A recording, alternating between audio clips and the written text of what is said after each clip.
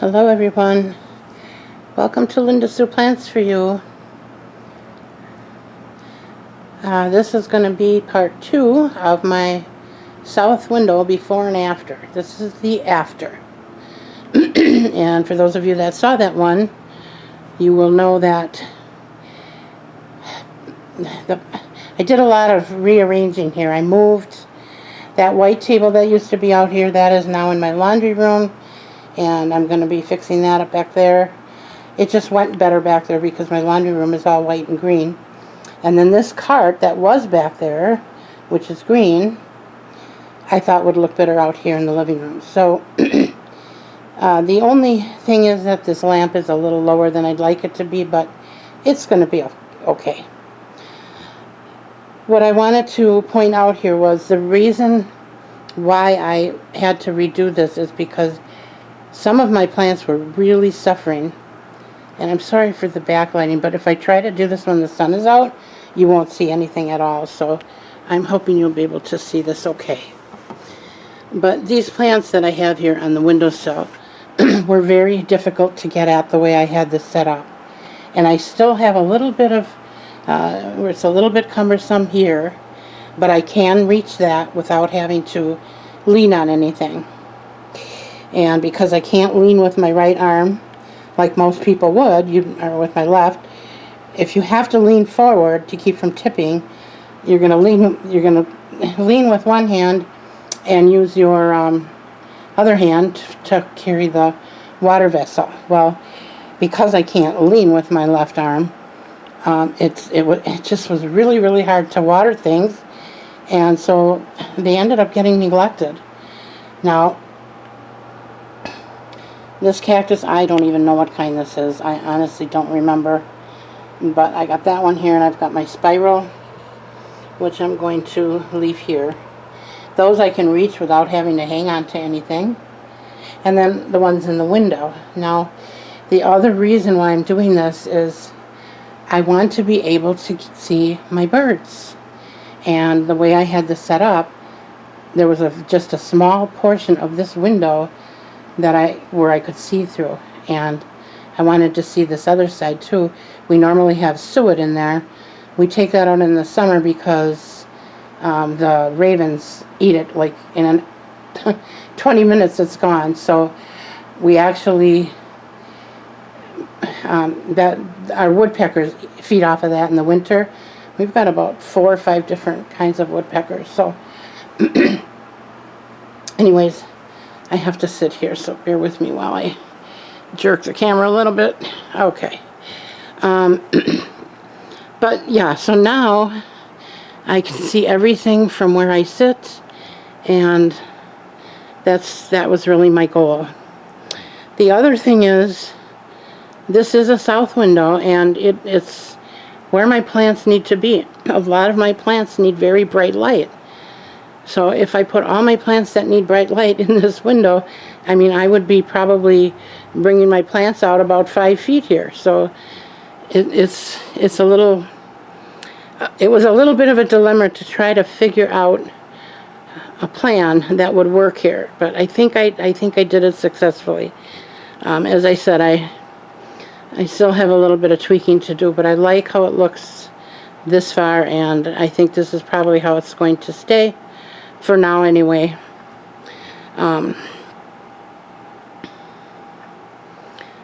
Just catching my breath here. So I'm going to quickly go through my plants one last time with you and show you what I ended up keeping here and what I've added. So this, as you know, is my Pilea peperomioides, and she's doing great.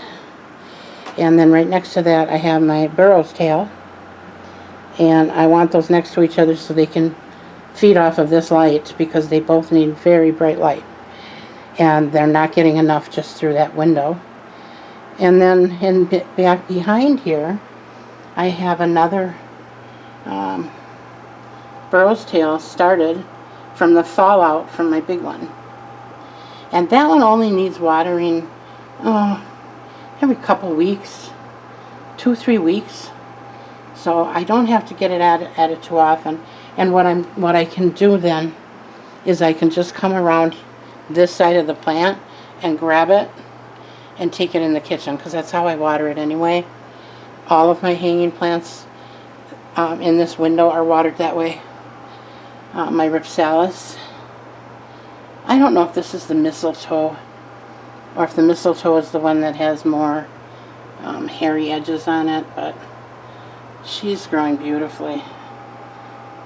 I love this plant. I love ripsalis, period. So I intend to get a few more of those along the way.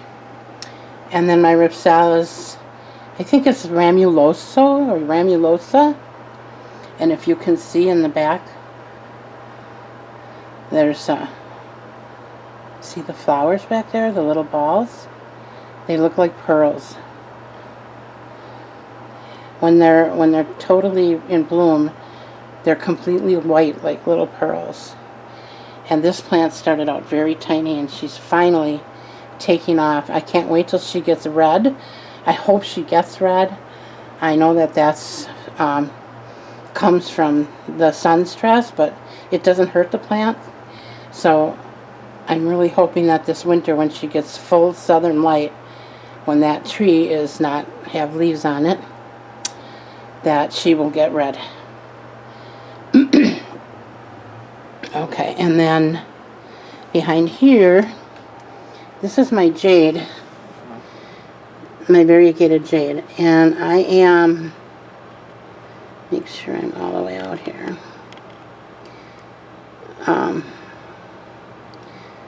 If you can see down in the bottom, if you guys remember, I put a bunch of leaves, I took a bunch of cuttings and put the leaves in the soil, and this is what happened. I got all these little plants coming up from it. And I want to do some work on this plant. I don't know if you're going to catch the whole thing in here, but you can see where it's a little wider on one side.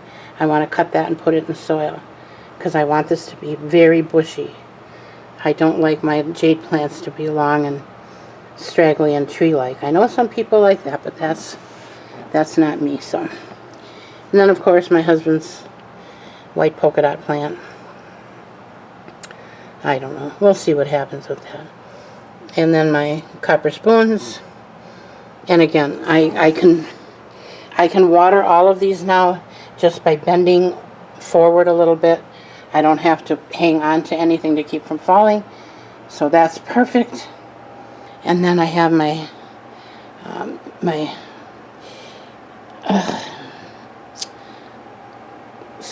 curly orchid cactus. There, I got it out. I don't know why I get tripped up on some of these plants. I know them and I say them a million times, but every once in a while I just forget. And then there's my string of dolphins. And she's really growing. She's getting very thick and very healthy. Now down here I have another plant stand, so I'm going to leave that there for now. I'm not sure if I'm going to utilize it, because once again, I don't want something getting in between me and those plants right there, so that I'm not able to water them. But something might end up there that's a lower light plant that won't grow real tall. And then here is one of my pride and joy plants. This is my China doll, and she's I think she speaks for herself. I don't know what adjective to use for her. She is just gorgeous, so dainty and delicate, and she's just beautiful. And she started out at like a 4 or 5 inch little stem. And those of you that are following me will hopefully remember I almost lost her. And then I got that LED grow light, and I had her on that table for the longest time, and she started taking off. So then I moved her from there and I put her in a different spot, and she was growing really well under this lamp. This is not a grow light, it's just an LED lamp. And she likes it. And I'm glad she likes it, because I really enjoy looking at her, and I spend most of my time in the living room. And then to the right is my wax ivy. This was a cutting that I received from Suzette. I think it was a year ago now. And she's doing very, very well. A lot of nice, healthy growth. The leaves are very thick and sturdy, I guess would be maybe the name. But she is, and tons of new growth in there. And then behind her, I have an antique vase that I've had for many, many years. And I decided to put some of my cuttings of my philodendron